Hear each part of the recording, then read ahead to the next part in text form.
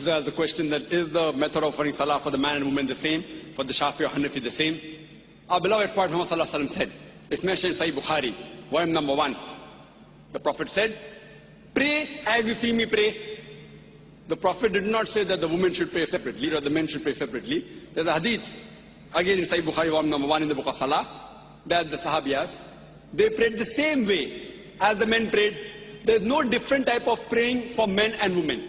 You should pray the same as the Prophet prayed, irrespective whether you're a man or a woman.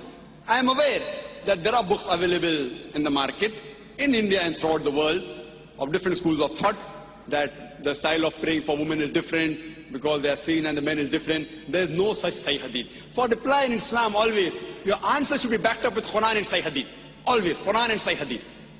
So whenever you give reference, any scholar, let it be the biggest scholar in the world.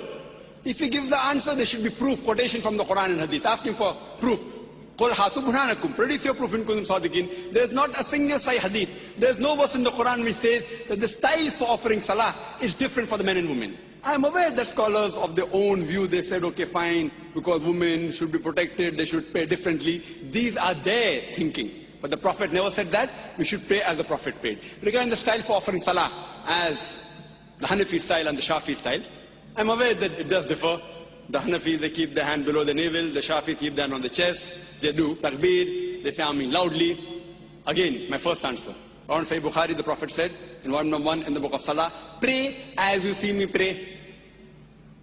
And all the 4 Aimmas, Imam Shafi, Imam Ahmad ibn Hanbal, Imam Abu Hanifa, Imam Malik, all the great 4 Aimmas said that if you find any of my fatwa which goes against Allah and His Rasul, throw my fatwa on the wall. I am aware Abu Hanifa, may Allah be pleased with him. He was a great scholar, I respect him, I love him. People say that he said that when you offer salah, keep your hand below the navel. There's a hadith in Abu Dawud, if you read volume number 1, book of Salah, which says that the Prophet kept his hand below his navel when he offered salah, but this is a Zaif hadith.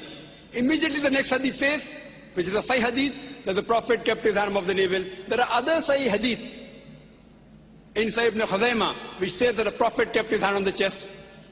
So when there are Sahih hadith saying the Prophet kept on the chest, the hadith below the navel is Zaif. So the right way to offer salah, keep it on the chest. That doesn't mean everything Imam Shafi is right or Imam Abu Hanifa, may Allah be pleased with them both, that they're wrong. See, they were great scholars. We respect them, they're great Aimmas. But we fail to realize that at that time, the hadith one compiled during the life of the Prophet, the Quran was compiled. There was no question at all, and there's no supervision. But the hadith one compiled, they started being compiled later on, 50 years, 100 years, 150 years later on. So these scholars came earlier. And because they didn't have all the Sahih hadith with them, the fatwas that they gave were based on the knowledge that they had. I don't think that Abu Hanifa, may Allah be pleased, made a mistake. What he did, because that Sahih hadith didn't reach him. So maybe according to me, the Zaif hadith reached him, and he may have said, keep your hand below the navel. The Sahih hadith may have reached Imam Shafi, he said that keep your hand on the chest. Again, Sahih Bukhari says, volume number 1 in the book of Salah, that you have to Rafatain.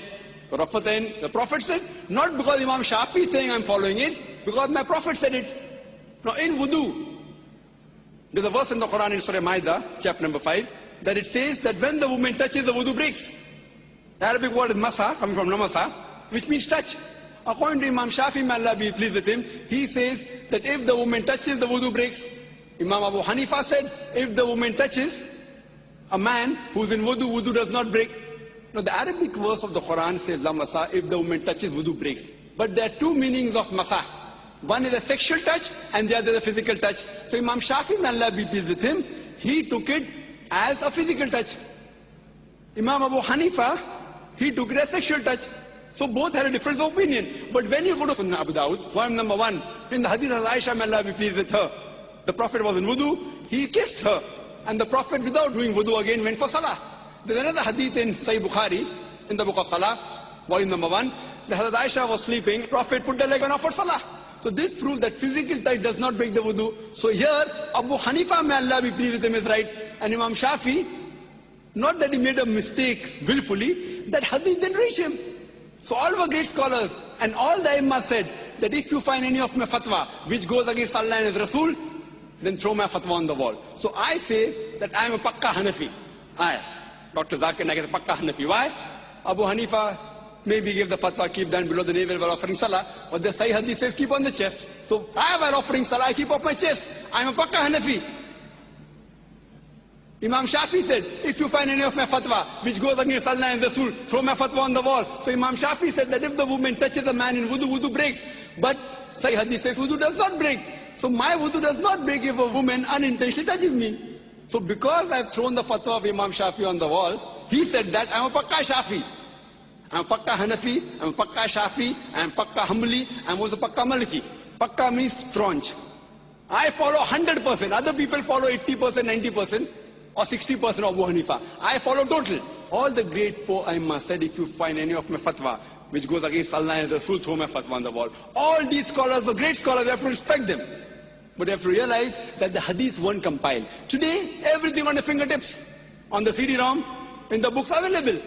So now the scholars are there, and out of lack of information. For example, there's my brother, who's a doctor, and Copernicus. Copernicus was a great scientist. But my brother has more knowledge than Copernicus on science, even more than Einstein. But Einstein was more brilliant, because today science is advanced. That doesn't mean my brother is more genius than Albert Einstein.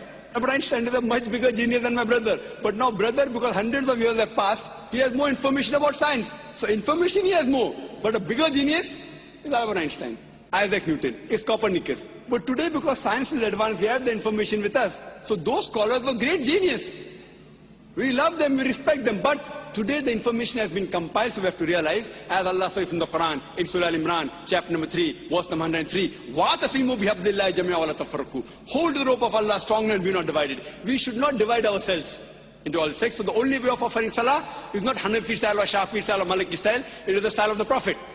And Imam Abu Hanifa, may Allah be pleased with him, Imam Shafi, may Allah be pleased with him, they told, if you find anything of my fatwa which goes against Allah and Rasul, throw my fatwa on the wall. So if you're a Pakka Hanafi, you have to offer as the Sahih Hadith says. If you're a Pakka Shafi, offer as what the Sahih Hadith says.